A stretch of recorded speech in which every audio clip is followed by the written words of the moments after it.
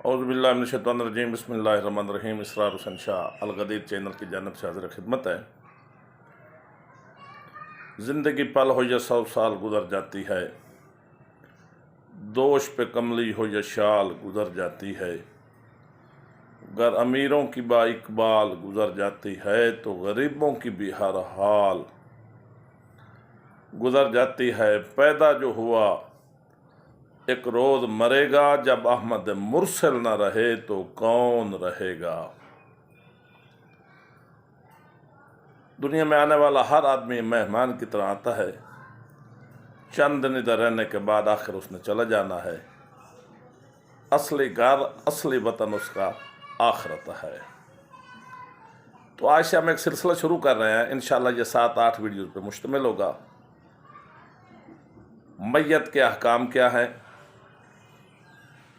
جب جان کنی کا وقت ہو تو مومنین کو یا لواحقین کو کیا کرنا چاہیے، میت کو غسل کیسے دیں، کفن کیسے دیں، دفن کیسے کریں، نماز وحشت قبر کیا ہے، اس کے وراثت کے احکام کیا ہے، انشاءاللہ ان سب پہ تفصیلی بات چیت ہوگی۔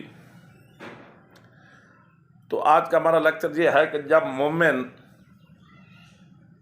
کی جان کنی ہو رہی ہو، اس دنیا فانی سے جا رہا ہو، تو لواحقین یا وارثین کو اس وقت کیا کرنا چاہیے۔ روایات میں ہے کہ جب مومن کا آخری وقت آتا ہے اور ملک الموت اس کے سامنے آتا ہے تو جو مومن آدمی ہے اسے دیکھ کر خوش ہوتا ہے۔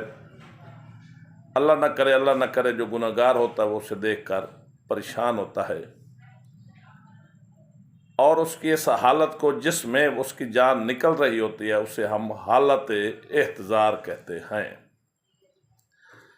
جو نیک اور صالح آدمی آتا ہے وہ خود بخود کلمہ بھی پڑھ لیتا ہے، محمد و آل محمد پہ درود بھی پڑھ لیتا ہے، لیکن جو گناہگار آدمی ہوتا ہے جیسے ہی ملک الموت کو دیکھتا ہے تو پریشان ہو جاتا ہے، اس کی جان کنی میں تھوڑی سی مداحمت ہوتی ہے۔ تو معصومین علیہ السلام کے فرامین کی روشنی میں ہم دیکھتے ہیں کہ اس حالت میں وارثان کو یا لواحقین کو میت کے لیے کیا کرنا چاہیے۔ نمبر 1، میت کو قبلہ رخ سلا دینا چاہیے، یعنی چارپائی پر اس کو اس طرح لٹا دیں کہ اس کا چہرہ، ہاتھ اور ٹانگیں قبلہ کی طرف ہوں، یا دوسرے لفظوں میں یہ بتاؤں کہ اگر اسے کھڑا کیا جائے، اٹھا کے بٹھایا جائے تو وہ کعبہ کی طرف رخ کر کے بیٹھے۔ نمبر 2، لواحقین کے لیے ضروری ہے کہ وہ مرنے والے کے ہاتھ، پاؤں اور چہرہ کو سیدھا کر دیں۔ مرنے والا اگر اپنے ہاتھ پاؤں خود سیدھے نہیں کر سکتا تو وارثان کے لیے ضروری ہے کہ ان کو سیدھا کر دیں۔